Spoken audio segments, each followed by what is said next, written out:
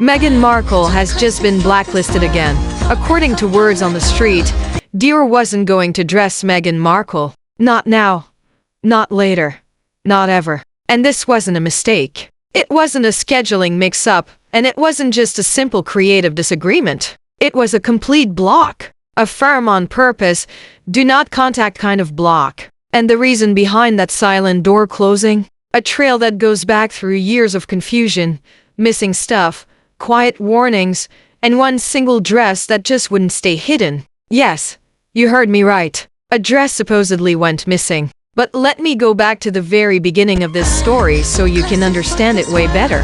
It all started with a soft green designer dress that Meghan wore during a Variety magazine photo shoot.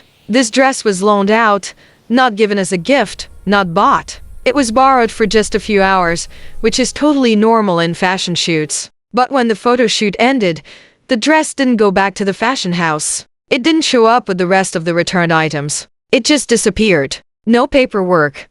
No explanation. Just gone. The story probably would have stayed buried forever until 3 years later, Meghan walked out wearing that exact same green dress. Fashion insiders froze up.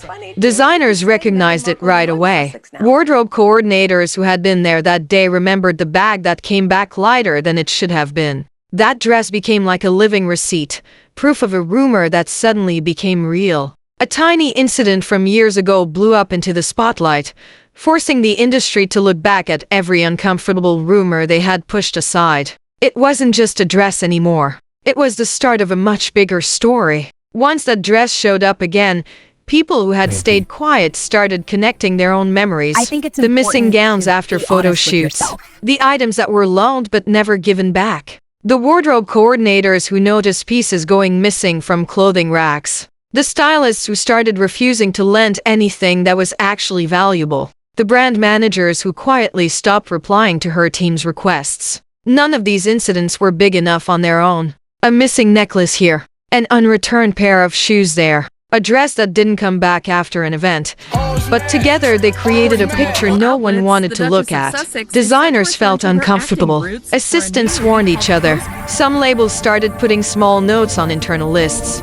Do not loan. Risk of loss. It became clear to many that the green dress wasn't the beginning of the story. It was the moment everything clicked. A pattern they had tried to ignore suddenly stood right in front of them. Undeniable. And as the fashion world put together the past, the trail didn't lead to Paris or London or Los Angeles. It led somewhere much earlier, somewhere far from royal palaces or luxury runways. It led straight back to Toronto. Before the palace gates, before the headlines and documentaries, before the million-dollar wardrobe budgets, there was a basic commercial shoot in Toronto. No red carpets, no worldwide attention, just a simple set for Reitmans, a clothing brand Meghan worked with early in her career. People who were there still remember how she walked in. Confident, friendly, charismatic. The kind of presence that fills a room without even trying. The shoot itself went smoothly. Cameras flashed, outfits were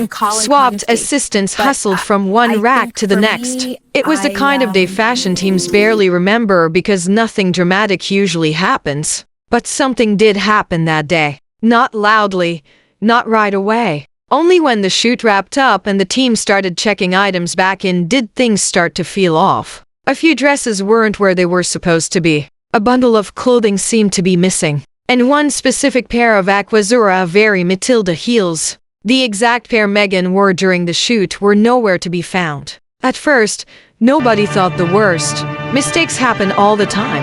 Assistants pack too quickly. Items get mixed up with personal bags. Wardrobe pieces accidentally go home with the wrong person. It happens, so they let it go. Until months later, the world watched as Meghan Markle appeared for her royal engagement announcement. Smiling, glowing, starting the next chapter of her life. But fashion insiders noticed something else. On her feet were those same Aquazzura heels, the missing ones. When the question was raised quietly behind the scenes, Meghan supposedly gave a simple explanation. She didn't want items she had worn ending up on eBay. She said she was too famous for that. Some people accepted that explanation, others didn't. But in the fashion world, that moment became a private warning. A message passed from stylist to stylist. Be careful. Things go missing. This was the first crack in the timeline. No palaces, no cameras, just a small, quiet pattern starting to form. Years later, Meghan entered a new world, Kensington Palace. A world built on rules so old that breaking one can shake entire institutions. And one of those rules carved deep into royal protocol is simple. Nothing is free. Not clothes, not shoes, not jewelry, not even a pair of earrings handed to you backstage. Every item must be purchased, logged, recorded, and kept track of. The reason is simple. Accepting gifts could be seen as favoritism or bribery. Royals must stay neutral. Their clothing can't be used as a negotiation tool for designers hoping for publicity. But according to palace staff and sources familiar with what happened behind those walls, Meghan showed up with a very different understanding, a Hollywood understanding. In Hollywood, wearing a designer's clothing is the favor. Being seen in a gown is payment. Brands compete for the chance, but that system just doesn't exist inside royalty. When aides explained the rules, they expected surprise, maybe confusion. Instead, they supposedly met frustration. Meghan reportedly pushed back, insisting exceptions had been made for her and more could be made. Again, the palace saw it differently. To them, it wasn't personal, it was protocol. To her, according to insiders, it felt restrictive and old-fashioned. And as the requests for gifted clothes kept coming, palace staff started to get uneasy. It wasn't the cause they worried about. It was the mismatch between centuries of royal structure and the habits Meghan brought with her from the entertainment world. Small disagreements soon grew into a bigger concern. This wasn't confusion, it was a pattern. When Meghan officially became a working royal, there was a long-established system in place. Prince Charles, as the Prince of Wales, paid for the wardrobes of his sons' wives for official duties. It wasn't about fashion. It was about presenting the monarchy properly during public work. For years, the numbers were predictable. Princess Catherine, for example, averaged around £100,000 for an entire year. That included state dinners, charity visits, international tours, and hundreds of engagements. But when Meghan's wardrobe spending started, palace accountants couldn't believe what they were seeing. The numbers climbed at a speed no one expected. Hundreds of thousands, then getting close to £1 million in a single year with fewer engagements than Catherine. Designers reached out wondering when certain items would be returned. Invoices piled up for pieces worn once and never again. Items disappeared from the record without explanation. Finally, Prince Charles stepped in, not to scold, but to clarify. He tried having a gentle conversation about expectations, about spending limits, about the structure that every royal woman before her had followed. But sources say Meghan didn't take the conversation the way it was meant. She reportedly felt singled out. She felt judged. She felt controlled. And that moment became the turning point. The widening of a gap between Meghan and the institution she had married into. A wardrobe issue became a personal one.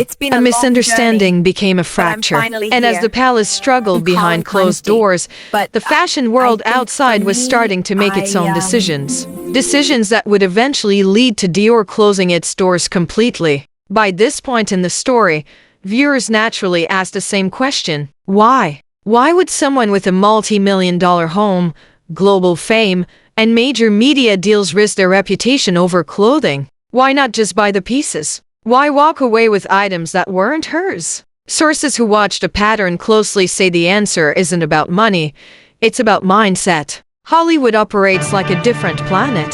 When you're rising in that world, wearing a designer's clothing is the transaction. Designers chase you, not the other way around. If you return something late, no one complains. If you keep something accidentally or on purpose, it's often brushed off as the cost of doing business with a star. And according to insiders, Meghan carried that mindset into every room she entered. That wearing a piece was enough. That her image was payment. That rules were flexible if fame was involved. But this attitude clashed with everything around her, with royal protocol, with designer expectations, with industry etiquette. It created friction where none needed to exist. It turned simple loaning agreements into complicated situations. It wasn't about the dress. It wasn't about the shoes. It wasn't even about Dior. It was about the belief that her presence alone changed the rules. Once people understood that, they stopped trying to make sense of the missing pieces. They saw the pattern not as mistakes, but as a behavior, one that followed her from Toronto to Hollywood to Kensington Palace. In the end, this story comes back to where it started.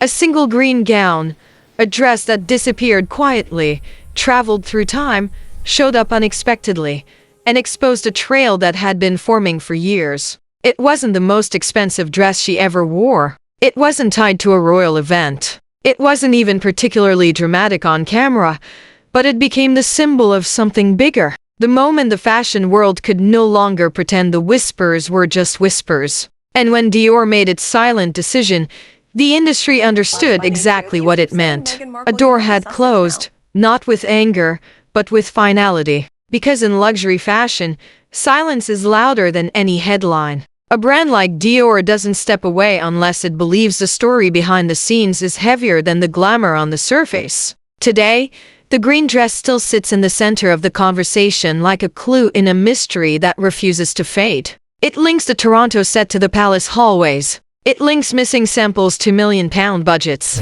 It links Hollywood habits to royal walls that couldn't bend. It is the thread that pulls everything together. And even now, inside studios, showrooms, and quiet fashion offices, people still talk about that moment. The dress that showed up again, the stories that followed, and the unmistakable pattern that pushed one of the most respected fashion houses in the world to walk away. Because in the fashion world, where every scene tells a story and every garment carries its own history, there are dresses that are worn once and dresses that leave echoes. And this story, Meghan's story, isn't finished. Not by a long shot.